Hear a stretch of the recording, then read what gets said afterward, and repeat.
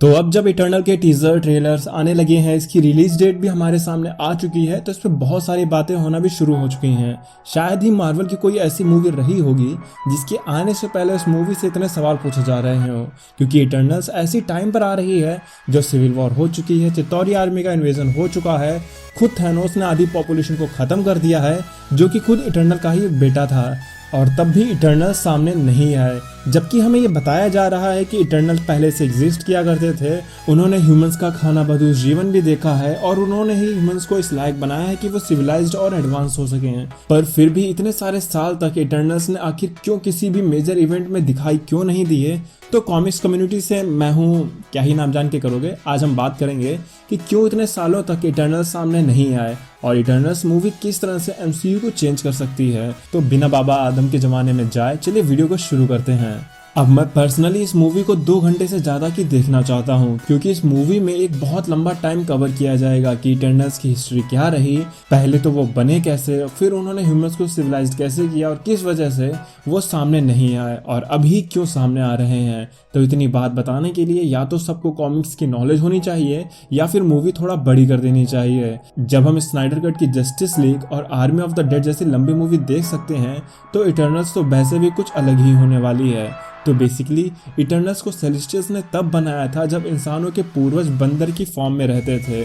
उन्होंने एक्सपेरिमेंट किया जिससे उन बंदरों से 3 स्पीशीज बनी, एक इटर्नल, दूसरे थे इंसान और तीसरे थे डेविएंट्स। और जिन बंदरों से कुछ नहीं बना वो बंदर के बंदर ही रह गए। फिर डेविएंट्स ह्यूमंस को परेशान करने लगे, तो सेलेस्टियल्स ने इटर्नल को ये जिम्मेदारी दी कि वो डेविएंट्स को रोकें, जिसके बाद सेलेस्टियल्स भी अर्थ से चले गए बाकी के प्लैनेट्स को खोजने में। और तब से इटर्नल्स ने डेविएंट्स को भगाया, उन्हें मारा, उन्हें किसी जगह कैद कर दिया, जिसके बाद इंसान सेफ थे। अब क्योंकि बंदर से इंसान बने ज़्यादा टाइम नहीं हुआ था, तो उनके पास क्या करना है, कैसे करना है, इस चीज़ की नॉलेज ह्यूमंस को बिल्कुल नहीं थी। तो हुआ ये होगा कि इटर्नल्स ने ह्यूमंस को सिविलाइज्ड होना सिखाया, उन्हें खेती, घर बनाना जैसी चीज़ें सिखाई, जिसके बाद इंसान इवॉल्व होने लगा। लेकिन इंसानों के लालच और नफरत की वजह से शायद इटर्नल्स का दिल टूट गया होगा कि उन्होंने किन लोगों के लिए इतनी मेहनत करी, जिसकी वजह से उन्होंने इंसानों के मैटर में इंटरफेयर करना बंद कर दिया होगा। या ये भी हो सकता है कि सेलेस्टियल्स ने ऐसी कुछ शर्त रखी होगी कि आप इंसानों को एक लिमिटेड टाइम तक ही चीज़ें सिखाएंगे, जिसके बाद कुछ सालों बाद जब सेलेस्टियल्स अर्थ पर वापस आएंगे और वो खुद जज करेंगे कि उन्होंने जो इंसान यहाँ पर बनाए वो सही तरीके से काम कर रहे हैं या नहीं, जिसके बाद सेलेस्टियल्स ये डिसाइड करेंगे कि उन्हें इस प्लेनेट को बने रहने देना चाहिए या फिर नहीं। तो शायद ये वजह भी रही होगी कि इटर्नल्स ने ह्यूमंस के मैटर में पढ़ना बंद कर दिया होगा और वो अर्थ को छोड़कर सैटर्न के मून टाइटन पर चले गए, जहां उन्होंने अपना प्लेनेट बसाया और वहीं पर जन्म होता है थैनोस का, जिसने आगे चलकर क्या क्या कांड किए वो तो सब आपको पता ही होंगे। तो सबसे पहले हम बात करेंगे कि जब चितौरी ने न्यूयॉर्क पर हमला किया तब इटर्नल्स सामने क्यों नहीं आए। तो इसका आंसर ये हो सकता है कि इटर्नल्स अवेंजर्स का पोटेंशियल और चितौरी आर्मी के हमले की ग्रेविटी को अच्छे से समझते थे। अगर अवेंजर्स ना भी होते तो भी ह्यूमंस इतने कैपेबल थे ही कि वो चितौरी के इन्वेजन को कुछ दिनों तक तो रोक ही सकते थे। और जब अवेंजर्स हैं तो इटर्नल्स ने सोचा होगा कि पहले वो अवेंजर्स को उनका काम करने देते हैं, अगर उनसे भी संभालने नहीं बनेगा तब वो सामने आएंगे। लेकिन जैसा कि आप जानते ही हो कि अवेंजर्स ने खुद ही चितौरी आर्मी को हरा दिया, जिस वजह से इटर्नल्स को भी दुनिया के सामने नहीं आना पड़ा। तो जब इटर्नल्स चितौरी इन्वेजन पर नहीं आए तो सिविल वॉर और एज ऑफ अल्ट्रॉन वाले इवेंट में क्यों ही आते हैं। अब जैसा कि एमसीयू ने कैप्टन मार्वल के केस में किया कि कैप्टन मार्वल काफी लंबे समय से दुनिया में तो थी, लेकिन वो भी तो चितौरी आर्मी के इन्वेजन पर नहीं आई थी, जिसको एमसीयू ने ये कहकर बता दिया कि स्पेस में उसके पास अर्थ ही नहीं बाकी के और भी प्लैनेट्स हैं। तो हो सकता है कि कुछ इस तरह का इटर्नल्स के साथ भी हमें देखने को मिले। फिर बात आती है कि जब थैनोस ने हाफ पॉपुलेशन को खत्म किया तो भी इटर्नल्स क्यों नहीं आए, जिसके बारे में मुझे ये लगता है कि इटर्नल्स ने दुनिया के सामने तब आने का सोचा होगा जब अर्थ या तो पूरी तरह से डिस्ट्रॉय होने वाली हो या इंसान प्रजाति ही पूरी तरह से खत्म होने वाली हो, तब वो सामने आएंगे। लेकिन ये बात तो हर कोई जानता था कि थैनोस का मेन इंटेंशन यूनिवर्स से हाफ पॉपुलेशन को खत्म करना है, ना कि पूरी दुनिया को, जिस वजह से इटर्नल्स ने सोचा होगा कि हाफ पॉपुलेशन तो बच ही जाएगी, या वो उस वक्त गैलेक्सी के किसी और हिस्से में भी हो सकते थे, जिसकी खबर उन्हें 3 बार चुटकी बजने से हुई। और हो सकता है क्योंकि 3 में से 2 बार चुटकी अर्थ से बजी और 1 बार टाइटन से, जिसका मतलब ये है कि पूरे यूनिवर्स में हमारा सोलर सिस्टम ही ऐसी जगह है जहां पर यूनिवर्स के सबसे पावरफुल वेपन्स 3 बार यूज किए गए हैं, जिस वजह से अब सेलेस्टियल्स और यूनिवर्स के बाकी के एंटिटीज जैसे गैलेक्टस का ध्यान भी अब अर्थ की तरफ पहुंच सकता है।